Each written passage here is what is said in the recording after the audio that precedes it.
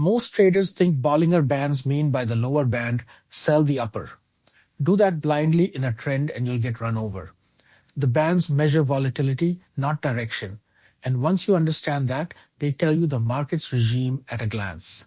Let me show you. The middle band is a simple moving average, usually 20 periods. The outer bands sit 2 standard deviations above and below it, and standard deviation is just a measure of how spread out recent prices are. So when the market gets volatile, the bands widen. When it calms down, they pinch in. That breathing is the entire point. The bands aren't fixed support and resistance. They're a live, self-adjusting read on how wild the market is right now. Statistically, price spends about 90% of its time inside the bands, which is exactly why a tag of the outer band feels significant. But as you'll see, significant doesn't always mean reversal. In a sideways, range-bound market, price tends to bounce from band to band and revert to the middle. That's the classic mean reversion play. When price stretches to the outer band with no trend behind it, the odds favor a move back toward the average. But notice the condition, no trend. Here's the trap that catches everyone. In a strong trend, price doesn't revert from the band, it rides it, hugging the upper band for days. Shorting every tag of the upper band in an uptrend is a fast way to lose.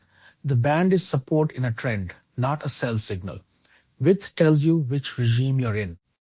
The most powerful Bollinger signal is the squeeze. When volatility collapses, the bands contract to a narrow waist, the market is coiling, energy building behind a tight range. You don't know direction yet, only that a big expansion is coming, because low volatility always resolves into high volatility. So you don't predict, you prepare. Mark the high and low of the squeeze and trade the breakout in whichever direction price closes out of the range, ideally with volume confirming. A common refinement is to watch for the bands pinching inside the Keltner channels, which makes the squeeze objective rather than eyeballed. The tighter and longer the coil, the bigger the move tends to be when it finally releases. On real price, the first question is always regime, and the bands answer it at a glance.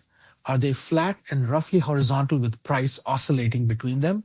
That's a range. Mean reversion is on the table. Are they sloping and is price hugging one band? That's a trend. Do not fade it. Look to buy pullbacks to the middle instead. Or are they pinched into a narrow waist? That's a squeeze. Stand ready for the breakout. Most bad Bollinger trades come from applying the range playbook in a trending regime.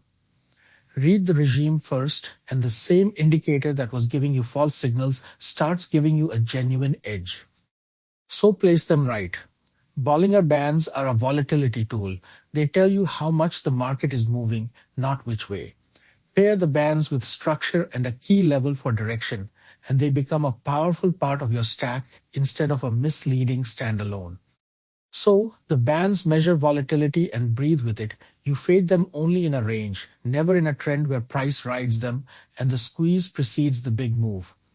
Read the regime first, pair them with structure for direction. Subscribe for the full method and trade your own plan. Education, not financial advice.